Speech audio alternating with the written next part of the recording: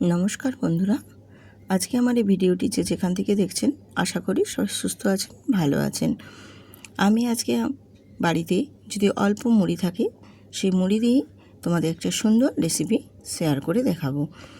অল্প মুড়িতেই কিন্তু বানিয়ে নেওয়া যাবে এই ভীষণ সুন্দর রেসিপিটি। যেসব বাচ্চারা বায়না করে বাড়িতে মুড়ি খেতে চায় না বা সবসময় মুড়িটা তাদের পছন্দ হয় না, তাদের কিন্তু এই রেসিপিটি বানিয়ে দিতে পারেন।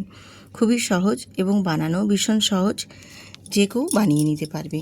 ভীষণ সহজ এই মুড়ি দিয়ে বানানো রেসিপিটি। তো চলো পুরো রেসিপিটি দেখে নিই। আশা করছি ভালো লাগবে, স্কিপ করবেন না, তাহলে বুঝতে পারবেন আমি কিভাবে বানিয়ে নিচ্ছি।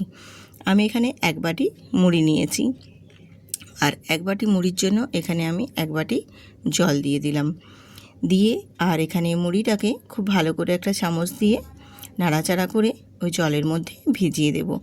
আর যেহেতু মুড়ির মধ্যে এখানে নুন থাকে, সেক্ষেত্রে আমি আর এখানে নুনটা অ্যাড করছি না। আমি এখানে নুনটা না দিয়েই মুড়িটা জলের মধ্যে খুব ভালো মতো একটু চামচ দিয়ে চেপে চেপে ভিজিয়ে দেব।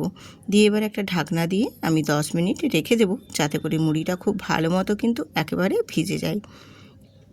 তো 10 মিনিট ফিরে এসে তোমাদের দেখিয়ে দিচ্ছি মুড়িটা আমার কতটা ভিজে একদম ফুলে গেছে। দেখো, মুড়িটা বেশ ভালো মতো যেন ভিজে যায় সেই রকমভাবে ভিজিয়ে নিতে হবে। আর মুড়িটা ভিজে গিয়ে দেখো ফুলে পুরো একদম নরম হয়ে একদম অনেকটা পরিমাণে যেন বেড়ে গেছে। দেখো, আর মুড়িটা কীরকম পর্যায়ে ভিজে যাবে সেই রকম তোমাদের দেখিয়ে দিচ্ছি। দেখো, এই রকম যেন একদম নরম হয়ে যায়, তাহলে এই রেসিপিটি বানানোর ক্ষেত্রে ভীষণ সহজ হবে। আর আমি এই মুড়িগুলোকে দেখো একটা পাত্রে একটু এরকমভাবে চেপে চেপে জলটা ঝরিয়ে নিচ্ছি। এরকমভাবে হাতে একটু চেপে জলটা ঝরিয়ে নিয়ে জলটা আমি এক্সট্রা যে জলটা মুড়ির সেই জলটা ফেলে দেব। এবারে আর জলটা আমার আর কাজে লাগবে না। এরপর এর মুড়িটাকে আমি একটা মিক্সিং জারের মধ্যে নিয়ে নেব। এবার এই মুড়িটাকে এই মিক্সিং জারের মধ্যে দিয়ে দেব। আমি রূপা, ব্লগস উইথ রূপা চ্যানেলে আপনাদের সবাইকে স্বাগত। ভিডিওটি দেখার পূর্বেই ভিডিওটিতে একটি লাইক দিয়ে কন্টিনিউ করবেন। এবারে মুড়িটা নিয়ে নেওয়ার পর আমি এখানে 2 চামচ চিনি অ্যাড করে দিচ্ছি মিষ্টির জন্য। তো তোমরা যদি মিষ্টির পরিমাণটা একটু কমাতে যাও, সেক্ষেত্রে এখানে 1 চামচ দিতে পারো। তো এবারে আমি এর মধ্যে অ্যাড করে দিচ্ছি, দেখো, হাফ বাটি থেকে একটু বেশি চালের গুঁড়ো। এখানে আমি 1 বাটি মুড়ির জন্য নিয়েছি, হাফ বাটি থেকে একটু সামান্য বেশি দিয়েছি চালের গুঁড়ো। আর দেবো চালের গুঁড়োটা দেওয়ার কারণে আমি এখানে একটু স্বাদের জন্য দিয়ে দিলাম অল্প সামান্য একটু নুন। দিয়ে 1 বাটি পরিমাণে আমি এখানে জল নিয়েছি। তো জলটা আমি প্রথমে হাফেরও বেশি দিয়েছি, যদি লাগে বাকিটা দেব। পরিমাণটা জলের দেখে সেই মতো দিতে হবে। তো এখানে দেখো জলটা কিন্তু আরেকটু লাগবে, সেই জন্য আমি বাকি জলটাও দিয়ে দিলাম। দিয়ে আবারও আমি এখানে হাফের থেকেও একটু কম জল অ্যাড করলাম, কারণ যেহেতু চালের গুঁড়োটা শুকনো, সেক্ষেত্রে জলের পরিমাণটা একটু বেশি লেগেছে। দিয়ে এবারে আমি এটাকে ভালো করে একটু চামচ দিয়ে মিশিয়ে নিয়েছি। এবার এটাকে আমি বেটে নেব, মানে মিক্সিতে আমি এটাকে খুব ভালো করে পিনো করে নেব। আর যদি পিনো করতে প্রয়োজন হয় অল্প জলের, সেক্ষেত্রেও আমি এখানে জল অ্যাড করব যদি মনে হয়। তো আমি এটা একটা মিহি পেস্ট বানিয়ে নিয়েছি। আর মিহি পেস্টটা দেখো কীরকমভাবে থপথপেভাবে আমি রেখেছি, সেটাও তোমাদের দেখিয়ে দিচ্ছি। আর এখানে পিনো করার সময় কিন্তু আমি মিক্সিতে আরও 2 চামচ মতো জল অ্যাড করেছি, তার কারণে এই রকম পর্যায়ে আমার ব্যাটারটা রেডি হয়েছে। এবারে একটা আমি মিক্সিং জার নিয়েছি, আর এই জারের মধ্যেই আমি দিয়ে দিলাম ব্যাটারটা। ব্যাটারের থিকনেসটা দেখেছো কীরকম, এরকমই থাকবে, কিন্তু আর একটু এটা পাতলা করে নেব। তার জন্য মিক্সিটা ধুয়ে আমি অল্প একটু জল এখানে অ্যাড করে দেবো। খুব বেশি দেব না, যেন খুব বেশি পাতলাও না হয় আর খুব বেশি মোটাও না হয়, সেই রকম পর্যায়ে আমি থিকনেসটা রাখবো। আর তোমাদের দেখিয়েও দেখো আমি কীরকম পর্যায়ে রেখেছি।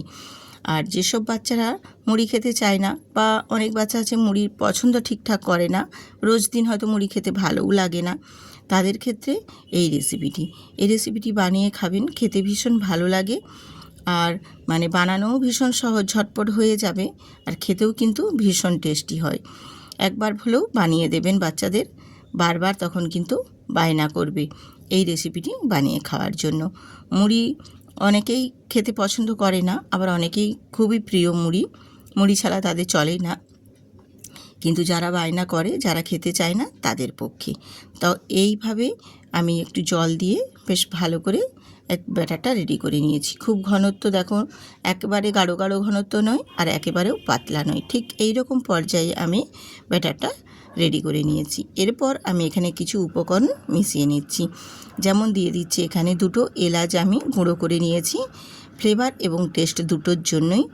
আর নিয়েছি এখানে 1/2 চামচ বেকিং পাউডার, আর একেবারে 1 চিমটি দিচ্ছি বেকিং সোডা।